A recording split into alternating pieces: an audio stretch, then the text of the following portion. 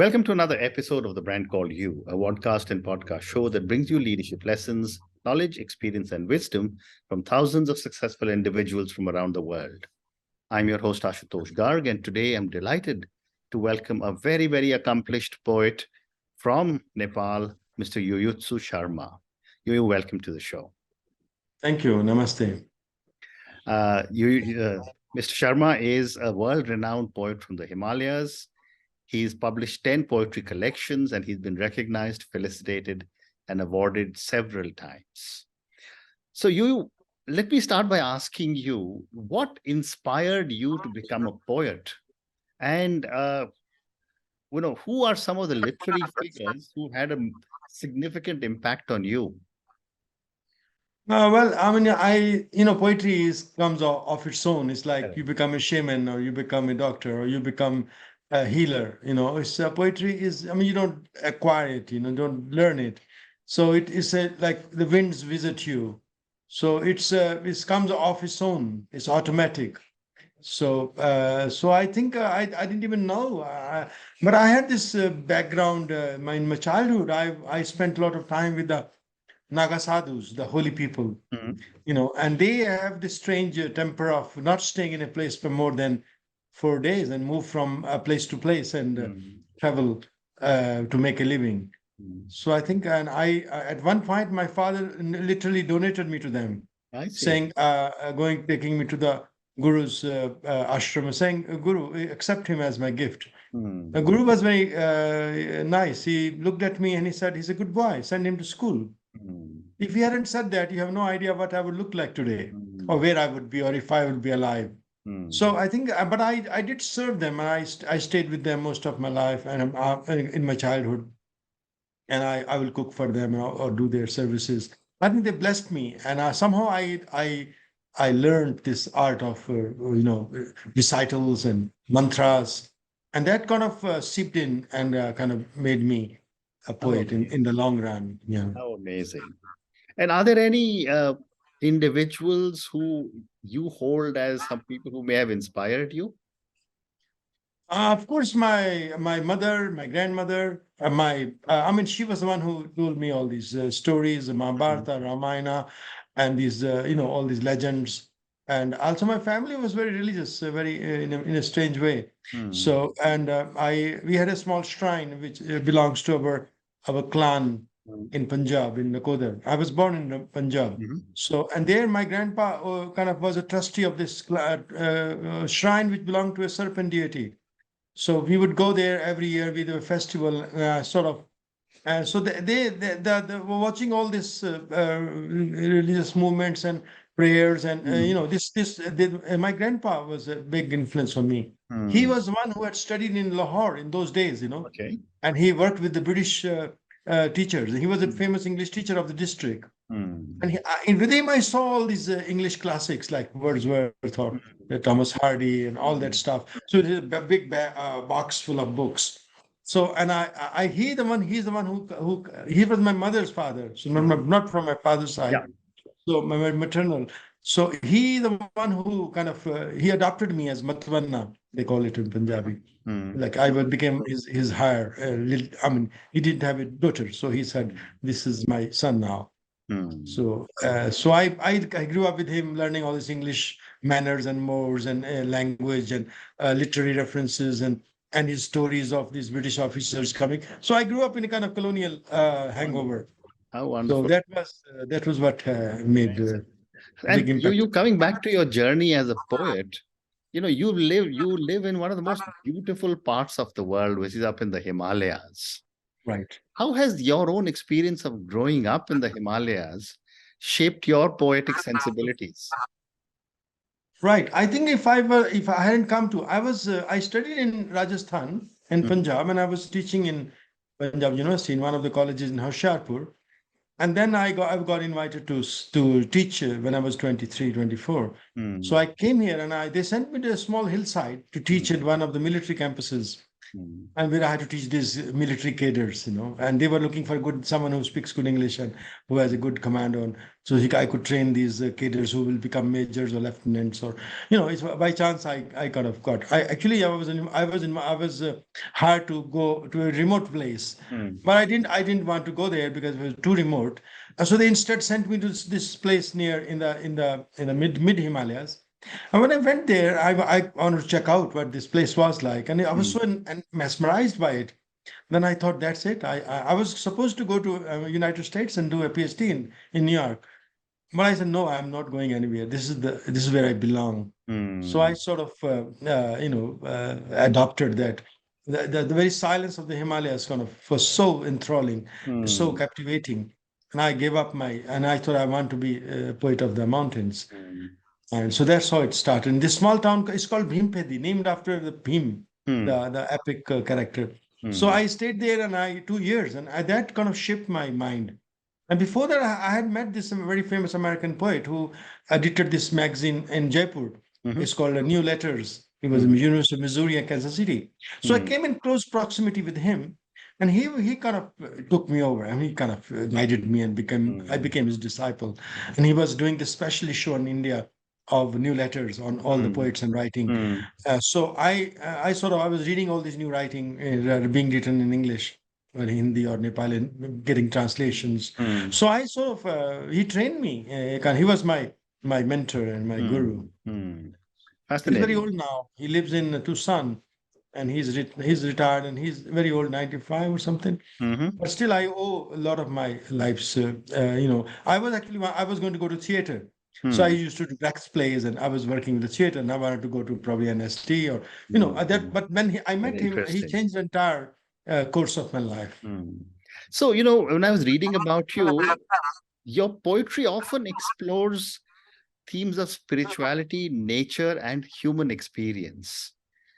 Can you discuss the role of these themes and how they play a role in the work that you're doing that is connected to the Himalayas? Right. As I told, I grew up with these holy Even I people, was and then asked. we came to Himalayas, and I was teaching at the university. I came to Kathmandu and started teaching in very famous colleges, and then all of a sudden I thought that I have to give this up, and I have to become a writer, full Mm, time poet. So I quit my job, and everybody in my family thought I'm crazy.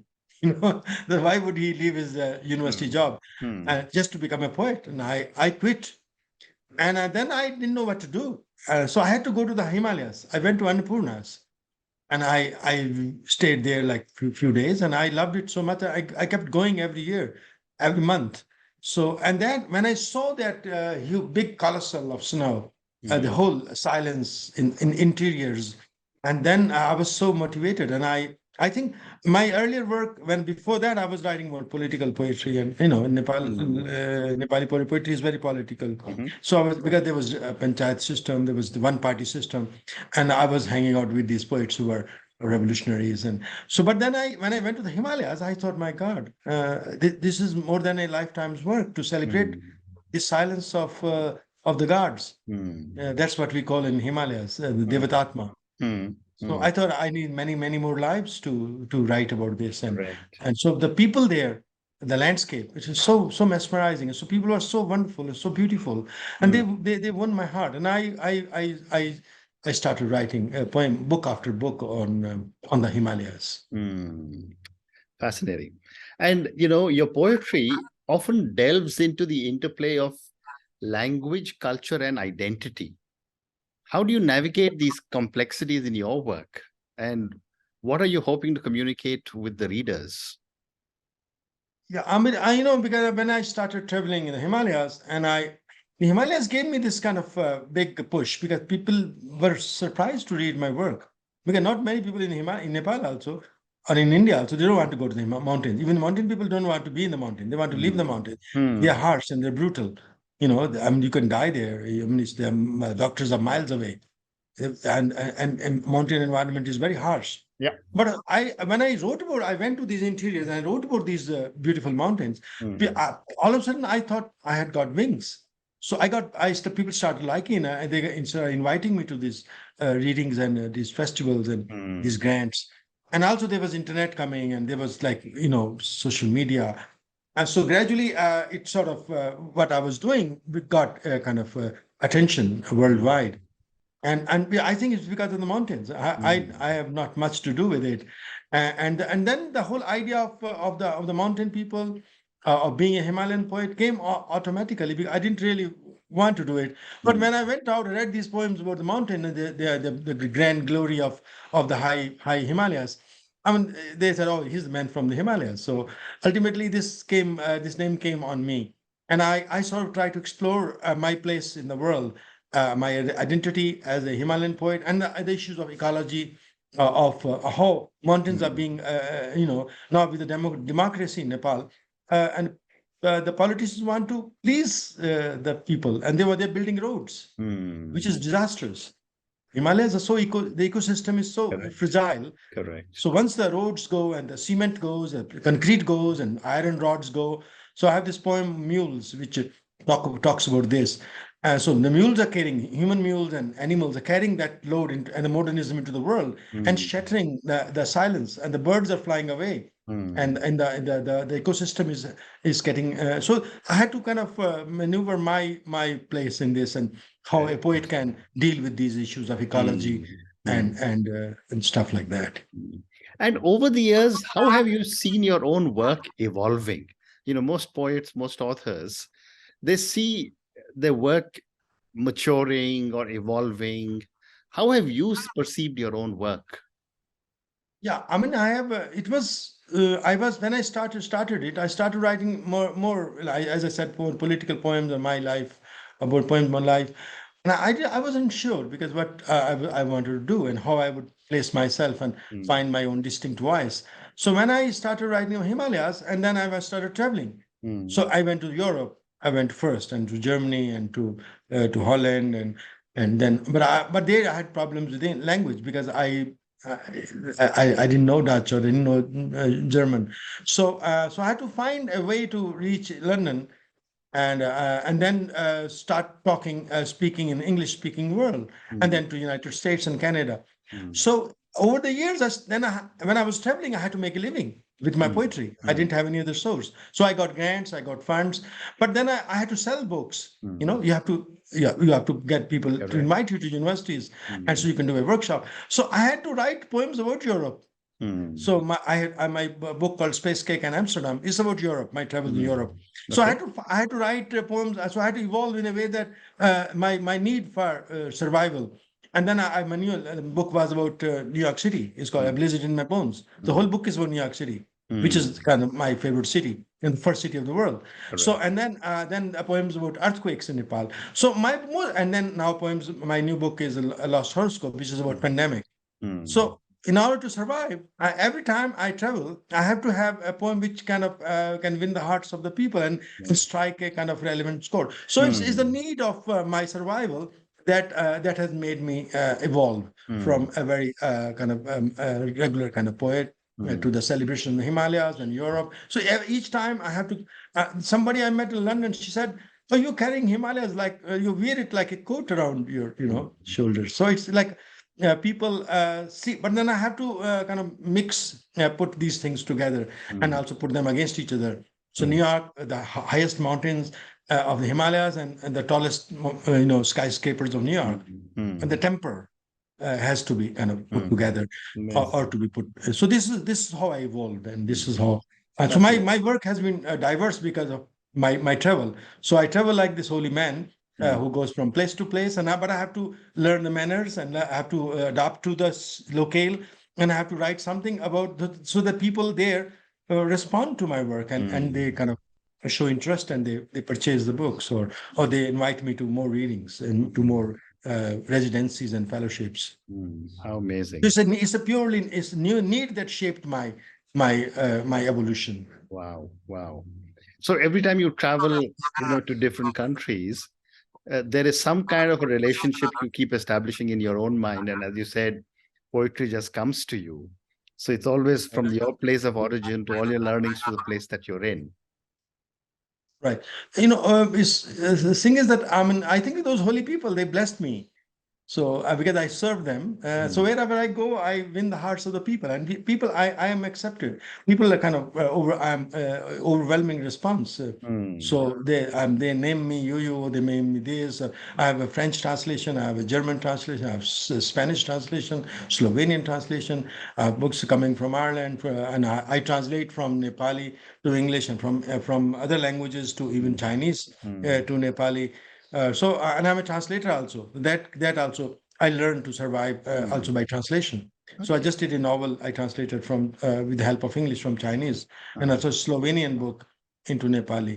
Wow. So I do translations as well. So it's, I mean, if I was at the airport, and this guy said, "What do you do for a living?" I said, "Well, I'm a poet, and I translate, and I run this literary magazine, and I mean, I teach at I said, I mean, this is like 20 people will do this work." He said, "But I said, in your Asia, we have to do all this. Correct. We have to do so many things to make a living. Well said. But as a writer, even more so.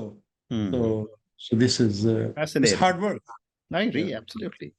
And you, as a poet from the Himalayas, how do you see the role of poetry in addressing pressing global issues like climate change, preservation of our environment? And I know you mentioned that in Nepal, a lot of poetry was political in the early years.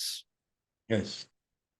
Yeah, I mean, Himalayas is very pristine place, and and also, they have Everest here. Hmm. Everest is the main Absolutely. highest mountain in the world. So Yeah. people from all over the world come to see it, and now it has become so polluted. They say that the whole base camp, the Everest, has become a dumping ground for all Hmm. the dead bodies.